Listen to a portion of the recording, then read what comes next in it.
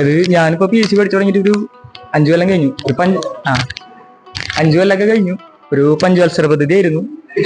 എനിക്ക് മനസ്സിലായി പഠിക്കാണ്ട് ഇത് സംഭവം കിട്ടില്ല. എന്നിട്ടാണ് ഞാൻ അവിടെ ടാർഗറ്റിലേക്ക് പറഞ്ഞത്. പഠിപ്പെന്ന് പറഞ്ഞാൽ അന്യായ പഠിപ്പ്.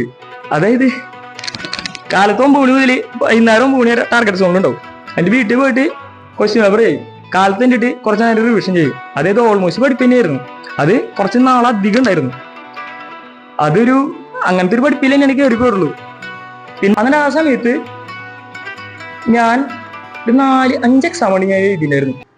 CPO ഡ്രൈവർ, ഫയർമാൻ ഡ്രൈവർ, പിന്നെ ഒരു IR. ഇത് 4 ശരി ഞാൻ വന്നു. ഒരു മാസം ഉണ്ടായിരുന്ന എക്സാം മതി. 4 അടുപ്പിച്ചു വന്നു. റിവിഷൻ ബാച്ചിന് കയറാം, പിന്നെ എക്സാമുകൾ എഴുതാം. അതൊരു വലിയ സപ്പോർട്ട് ചെയ്തത് എന്നെ പഠിപ്പിച്ച മാഷന്മാര്, ഈ ക്ലാസ് റൂം, പിന്നെ ടീച്ചർമാര്, പിന്നെ എൻ്റെ അച്ഛനമ്മയും എൻ്റെ ഫ്രണ്ട്സ്, ഇവരൊക്കെ തന്നെയാണ് സപ്പോർട്ട് ചെയ്തത്. ചോദിച്ചു അത് നമ്മുടെ കൂട്ടത്തിലുള്ള ഒരു ഇതെല്ലാവരും കയറി. നമുക്ക് കിട്ടിയില്ല, നമുക്ക് സ്വാഭാവികമായിട്ട് നിരാശ വരും. നമുക്കത് കിട്ടില്ല എന്നുണ്ടെങ്കിൽ ഇതിനേക്കാൾ അടിപൊളി സാധനം നമുക്ക് അപ്പുറത്ത് കിട്ടും. അത് ഉറപ്പായുള്ള കാര്യമാണ്. നമ്മൾ